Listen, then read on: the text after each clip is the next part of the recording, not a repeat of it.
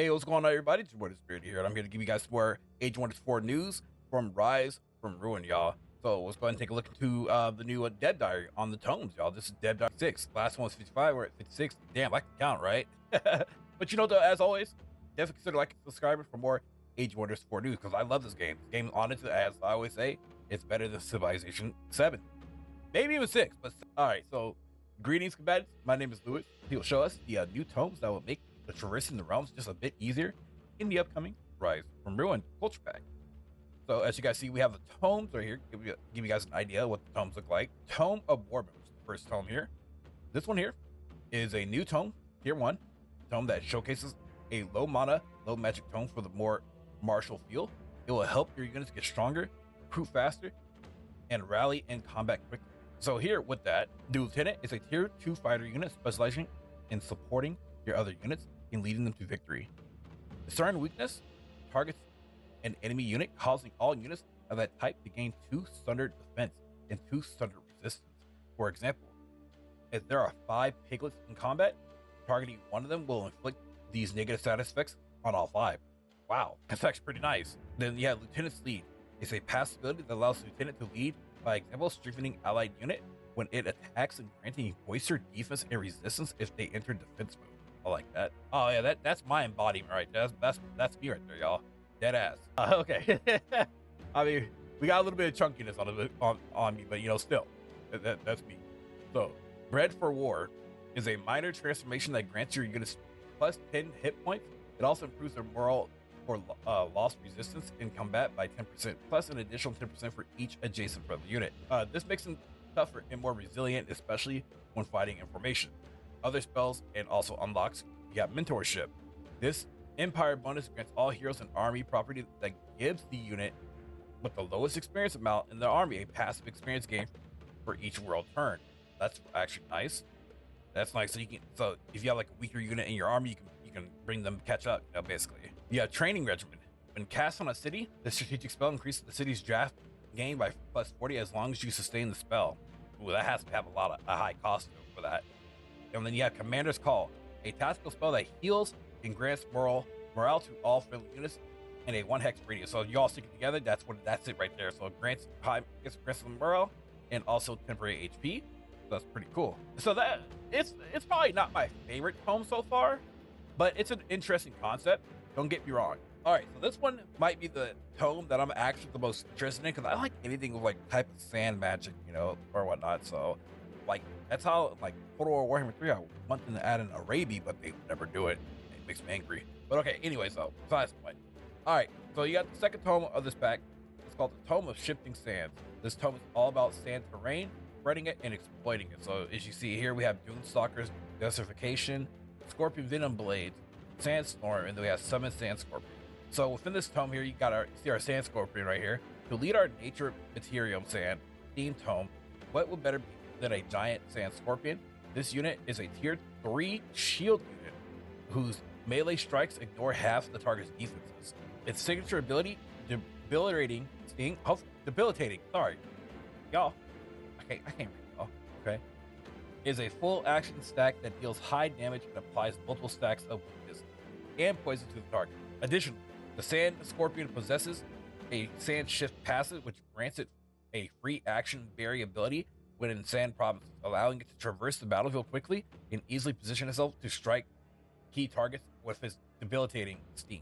Then we have Dunestalkers here. The Dunestalker minor transformation allows your units to become one of the desert. Units with this transformation gain increased speed, camouflage, and increased damage with their flanking attacks when on a sand province. All right, then we have Scorpion Venom Blades.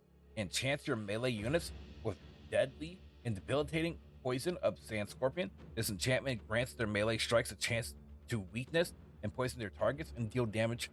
Deal increased blight damage when flanking a unit. Other spell unlocks. Desertification makes this unit in adjacent provinces turn into sand terrain. So then we get Sandstorm. Is a combat spell that places Sandstorm Hazard in a 3 hex radius, which blinds and slows units in it without sand walk, which your units gain from Stalker's transformation. You have the Grand Bazaar. Is a new special province improvement that grants gold and gains further gold and food scaling with the number of adjacent sand provinces. Then we have sand preference and desert farming are unlocked with the tome and grants your city some stability from sand provinces and allows you to build farms on them. Don't worry if you pick desert adaptation as a form of trait at the start of the game. As you gain a further boost on food income on these farms to compensate. Then last but not least, we have the Tome of Warlord. Now this one actually might be the second one I'm most interested in, just because of that what the Warlord looks like. So this here we would, Tome of Warlord, we have a Relentless Might, Summon War Golem, Conqueror's Edict, Gladiator Pit, Might of the Battlefield, and then you have the Warlord, which is a tier 6, if I'm reading that right. So the tier 3 Tome of Warlord is a pure chaos tome that mixes martial prowess with the fiery forces of chaos. It also has the theme of empowering tier 3 and lower units. So this is the Warlord unit here. So the Warlord is the main unit of this tome. It is a tier 4 mythic. Tier 4 mythic that combines the abilities of other specialized melee units, featuring the charge strike of a shock unit, the protective defense mode of a shield unit, and the first strike of a polearm unit. The Warlord acts as a commander with several free action command abilities that target units at a lower tier, all sharing a 2-turn cooldown. So you command retreat, heals, grant very fast movement, and prevents the unit from provoking retaliation strikes when moving. Then you have command defend, grants a unit with an extra retaliation attack along 5 stacks of boister defense and boister resistance, providing a massive boost to defense. Then you have command attack, greatly buffs a unit's power by granting it 5 strength and 3 fortune. Through its command momentum property, the Warlord can refresh these command cooldowns when it scores a kill. Additionally, the Warlord grants a passive +1 defense and +1 resistance to all lower tier units via field pass. And then we have the second unit in this tome is the War Golem. I think this was supposed to be switched because wait, if that's the War Golem, then okay, I guess, right? Well, because when I think of Golem, I'm not thinking of a Scorpion, but I guess I'll take it though. The solo tier 3 construct animated by Infernal Energies. It is a magic fighter, a new unit type introduced with the free patch for this culture pack, meaning that its magic strikes ability is melee range, but counts as magic, targeting resistance like its animal counterpart. Strikes also pierce enemy defenses with War Golem and ignoring its target's resistance. Its special abilities are Fiery Ray. I can dig it out. So Fiery Shift lets the War Golem teleport to a desired location and inflict burning on all adjacent enemies. And then Infernal Ray is a 2-hex cone, flame with destruction, dealing damage, burning enemies, and setting the ground on fire. It also does double damage to obstacles and making the War Golem a perfect siege unit capable of teleporting behind the enemy lines and destroying walls and weak targets along the way. Okay. And then we have Relentless Might here. Chance your melee units with the power of chaos grants them an extra retaliation. It causes them to gain Infernal Might with each attack, which gives +1 to fire damage per stack up to 5 stacks. Then we have Might of the Battlefield, so that buffs friendly units in a 2-hex radius with increased morale and a stack of Infernal Might. This effect is dealt for tier 3 and lower units. You have Conqueror's Edict, is a siege project that first grants all units participating in the siege a siege breaker pass, reducing the time of the siege, and then during the combat, various hexes are set on fire, and all units get increased critical chance if victorious. The raising or migrating of the city is 1 turn faster. So then we have Gladiatorial Pit, is a pure economic structure that increases the stability, gold, and draft in the city where it's built. Then you have the Warforge, is a special province improvement that grants drafted additionally for each type of ogre. God damn it, y'all.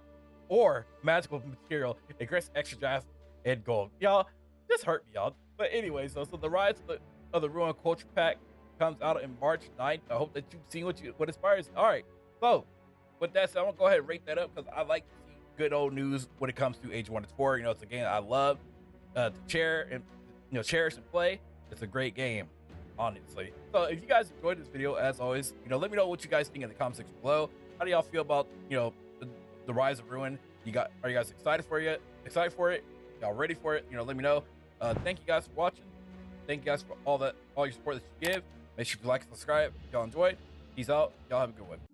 If you guys enjoyed this video, please leave a like and also hit the bell notification down below. Thanks for watching.